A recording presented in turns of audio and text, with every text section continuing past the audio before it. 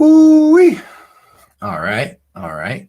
So coffee with Coach Max here. Today, I'm kind of living in the future because I'm doing the warm-ups and training this week ahead of us, right? So that's normally what G does. And it's definitely another experience. But my coffee today is kind of another experience. So I went with the trifecta. Starting off with apple cider vinegar with the mother. Stings the nostrils. Followed by a little bit of kombucha. A little bit of the booch. Okay.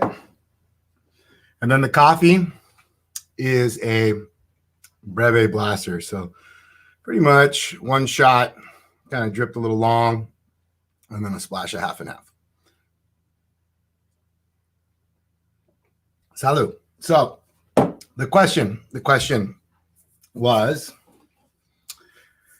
ask Coach Max, should I eat late night or before bed? Should I eat late night before bed?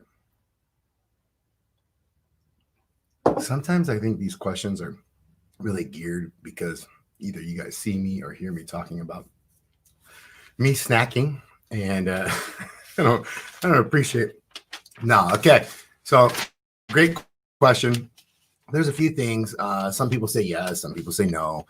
I always think of this as it's more of a nutritional, like caloric intake, macro intake, macronutrient intake requirements, daily requirement, weekly requirement, and then like your average, right? Because most of the time we can do real well for 5 days, and then we do crappy for 2, and then it messes up our weekly average, and therefore that's really the reason why we don't lose weight week to week or gain weight week to week. So there is good and bad to it. But if you work the night shift and you just flipped your day, you'd have to actually get something going with like lunch, dinner, and breakfast, and whatever order they are, whatever the actual food are. Your body doesn't really know. And kind of like what we were talking about with intermittent fasting or 8 meals a day, it still comes down to taking in the macronutrients based off of what you put out and then having your body react to it. So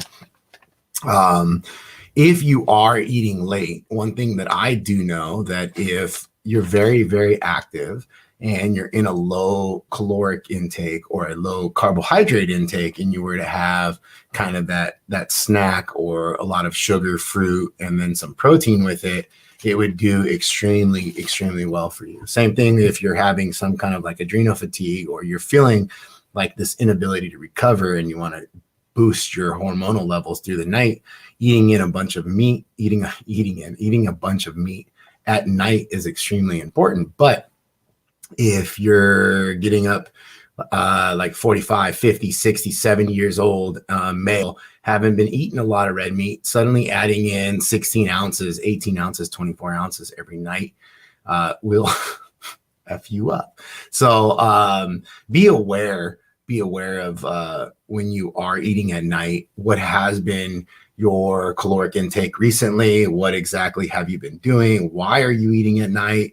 Are you maybe just dehydrated, or are you like me where you created this kind of conditioned response? And so you have to cater to it. So making it a meal by eating proteins, backloading your carbohydrates, or even taking in a lot of protein prior to bed in order to build muscle, things of that nature. Specifically through meat, I feel like a lot of us kind of miss out on the importance of eating beef at night, or supplementing it in some form of getting that kind of hormonal response.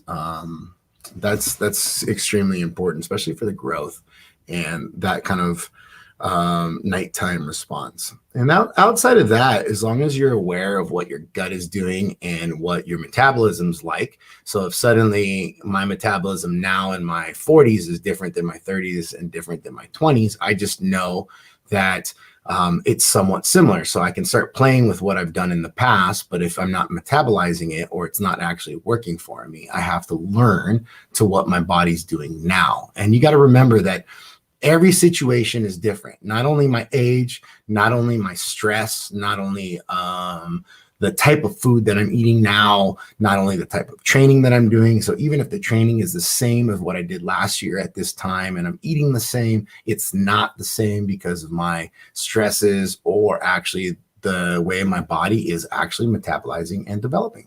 So it is forever and always changing. And the key thing is for you to figure out its adaptation.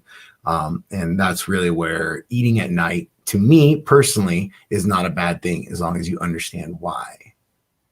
Cool. All right, man. You guys have a good night. Good afternoon. I'm about to go work out. Put my aftermath in. Later, guys.